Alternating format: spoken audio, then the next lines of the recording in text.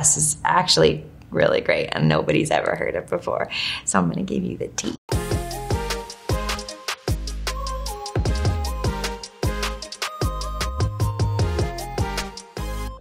Mad Men, this is from season 1, which we shot in 2007. What we wanted to do that was obviously important was Peggy is young and she's not very modern and she doesn't necessarily have very good fashion all the time. She's buying, you know, her own clothes. We're making her own clothes. And so we wanted it to feel really real and wanted it to feel sort of naive. It's a super stylish decade, the 60s, in New York City. That's not Peggy. That's not where she starts. She's from Brooklyn, doesn't have a lot of money. She's straight out of secretary school. And so her choices really reflect that. The blue plaid dress was what we ultimately ended up calling the Peggy dress. It kind of established what line we really liked on Peggy, which was fit and flare, and also established the Peter Pan collar, which was something we used over and over and over again. The Peggy dress was absolutely one of my top 3 favorite things that I wore on the show. It was just felt very much the character for me. It was a rental, so it exists somewhere. If you've seen the show, if you haven't, I'm sorry, I'm gonna spoil something, but Peggy at the end of the season has a baby. And she spends most of the season not knowing she's pregnant, which might sound crazy, but if you do your research or if you are a woman, you could possibly see this happening with a woman who didn't understand really that much about their body. Throughout the season, I wore various stages of padding to get to the ultimate sort of pregnancy look, including in the last couple episodes, I had prosthetics on my face as well. When I started wearing the padding, which is in this outfit with the green skirt and the twist. That is just a bit of padding. It was just like a little bit on the bum and a little bit up here, very subtle. And most of the cast didn't know that we were doing this story. So I think some of the cast just thought I was maybe hitting the craft service table a little too much. I'm now 32. First of all, thank God we have moved on from the bangs, which was a good decision on all of our parts. I have a more modern hairstyle, modern for the time. And Peggy's also learned a little bit about fashion, and she's learned a little bit about how to shop and how to dress. She's wearing more fashionable clothes, and she still looks very Peggy. We still have like a fitted waist and an interesting collar, and there's still something kind of a little bit on the sweet side or a little bit conservative side. To professional is the way that she's dressing because she wants to be viewed as a professional. This is where Peggy decides to leave the agency and leave Don Draper professionally. It was a very meaningful episode, it was a very meaningful scene. For me, I was at a time in my life where I was also kind of moving on, and John and I are very good friends, and it was kind of a meaningful scene for us in our friendship as well. I was asked when we wrapped, did I want to keep one of the costumes? And of all of the costumes I've worn, I asked for this dress because it was such a meaningful scene for me and such a meaningful moment. So I have this dress in storage. I also have my watch, which I wore every scene. And I also have my ring, which I wore every single episode of the entire series. So this is Us, 2019, Jordan Peele film. This was fun because I got to dress very differently than I normally dress. A lot of color, pink. I actually love pink in my normal life. This is actually more what I would wear. Like, I love those pajamas. I think they're super cute. A really cute little beach dress there. My hair is not like that. My hair, those are extensions, but this is what I would actually more normally wear. This is more me. So that was fun. The costumes were created from scratch. Not purchased, I believe. And yeah, it was fun. It was fun to get to do something that was completely different. And then in the tethered version of my character, where we get to wear the red jumpsuit, that was really cool too, because it was just felt like we were stepping into this world that Jordan was creating. Just, you were immediately a part of something exciting. This is The Handmaid's Tale season 1, which we shot in 2017. So where do we begin with The Handmaid's dress? Obviously, the color red is from the book. Red is a very symbolic color in many cultures, in many different ways. It's the color of blood. The search for this fabric and for the color was endless. And our beautiful costume designer, genius costume designer, Anne Crabtree, obviously was the instrumental in all of this.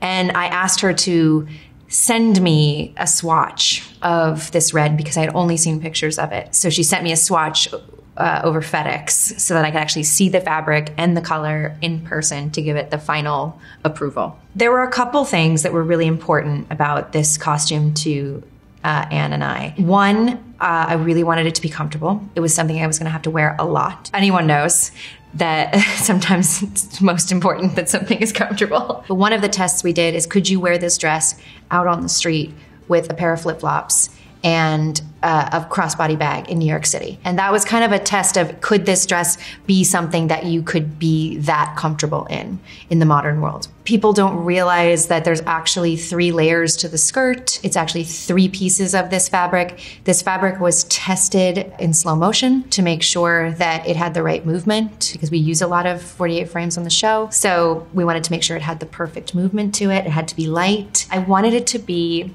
a dress that I really looked forward to putting on every day. I wanted it to be something that as a woman on this show, you were proud to put on and felt good in, even though it's sort of a symbol of oppression and a symbol of this patriarchal society, this uniform that's supposed to make them all look the same and like they don't have any individuality. Of course, what ends up happening, which is great, is this uniform is sort of weaponized and becomes a symbol of resistance as opposed to a symbol of oppression. So there are things that are different about June's costume. What's actually different about my costume is the measurements are really specific. My hat, what we call a caplet, which is the white little hat I wear, is actually constructed differently to be just like a little bit more flattering. I wear mine differently. So most of the girls wear it down like this. I wear it out so you can see my ears. My bonnet that I wear, which we call the wings, which is the sort of lampshade that we wear outside, is actually different. It's constructed differently than other people's because of all the camera angles that we do where we need to see inside of it. So it's actually a little shorter on the sides, so we're able to see inside of it and we're able to get light in. So the story behind the first Jezebel's dress is actually really great and nobody's ever heard it before. Anne Crabtree, the costume designer, and I basically could do kind of whatever we wanted because in the book it's described in a way that we were like, I don't know if we want to do that. So we could come up with whatever we wanted. So our concept was that Commander Fred Waterford, who's basically my owner, he was sort of an old-fashioned guy and maybe would have been into Art Deco in that period. So we thought, okay, great, let's do a kind of flapper Art Deco dress, because the idea is that he gives me the dress to wear. So it's what he wants to see me in, not what June wants to wear. Now, the funny thing is,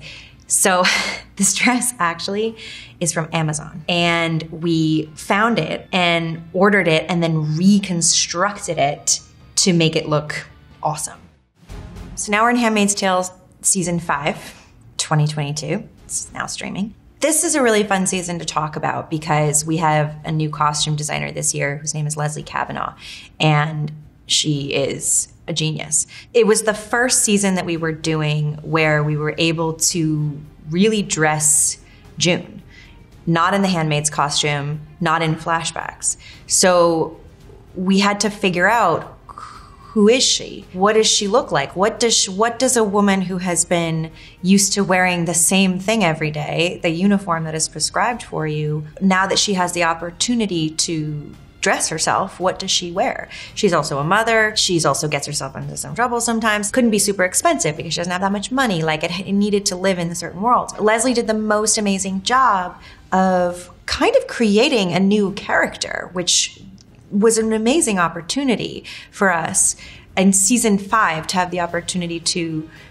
get to create a character again in a new way. She did an amazing, amazing job of it and really took care of me and supported me, got me out of my comfort zone, got me sort of to try things and push June in a new direction. We wanted her to feel still somewhat iconic. We wanted her to look cinematic. So normally I would never wear white because white is bad on camera. But for this ballet sequence that we did in episode 2, we wanted to have Serena in black because she's at the funeral. And then of course we wanted to have June in white.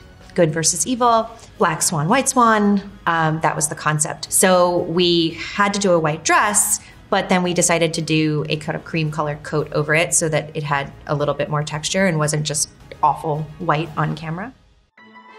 This is The Invisible Man from 2020. So she has quite the trajectory in this film. The clothes very, very much reflect where the character is at emotionally. She starts out in this really pretty little sort of negligee, which is purely for her husband, really not her. Then when she's more in her normal life, I actually loved these clothes because they were super comfortable. I got to wear nothing but like sweats and track pants and sweatshirts. It was really comfortable, sneakers. It was like heaven for me. I was super comfy the whole movie. Then there's the extremely attractive taupe sweatsuit that I got to wear in the mental hospital. Pretty fetching, more unattractive outfits I've worn, but you know, did the job. And then I got to wear this beautiful black dress at the end when she's dressing up to go see Adrian for the last time. And I got to wear heels and I got to look nice. So this is Girl Interrupted from 1999. The costumes were very specific for this character who is caught in the time of her trauma. So she is a self-inflicted burn victim. I believe it happened when she was 11 or 12. So even though she's more 16, the age that I was when we shot it, she's caught in that time period. So her clothes are very, very young. As you can tell, they're very little girly. She has not really progressed beyond the time of her accident, which is, of course, you know, devastating. Okay, so this is Shining Girls, season 1 from 2022, also set in the early 90s and completely different. My character is an aspiring journalist, but doesn't really do this, as more like the clippings in the basement. Yeah, this was fun because it felt like more normal 90s. It felt more what actually people did wear in the 90s. The Converse, the jeans. Winona Ryder, that kind of classic Reality Bites haircut was the inspiration for my hair. And it was also completely different than anything I've ever done before and anything I've ever worn before, which was really fun. I mean, it's such a great time period, the 90s. So this is Top of the Lake, which we shot the first season in 2013. Our costume designer was Emily Saracen, who is absolutely wonderful. She did the first and second season. So for this one, we had a kind of juxtaposition that we had to achieve, which was a professional cop, but she's also kind of off duty. So we had to kind of find something that felt real and professional, but also felt like something someone would wear when they were not actually technically on the job. And I think the environment really lends itself to these costumes. We were shooting in New Zealand. Often we were shooting, you know, as you can see, in the bush or on the beach. And so the environment really lent itself to a lot of these costumes.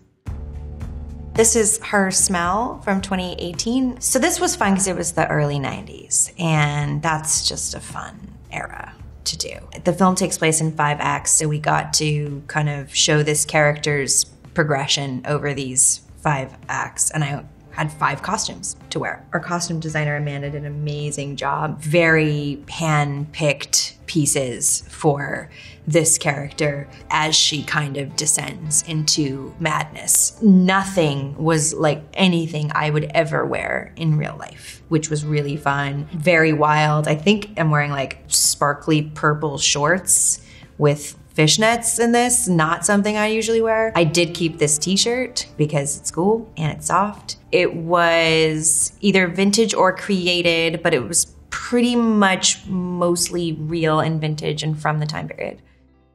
Okay, so this is The West Wing, season 6, 2004. This I am not going to remember anything about. All I see when I look at this, I don't even recognize myself. First of all, my hair is amazing, and I think it's all real, which is extraordinary.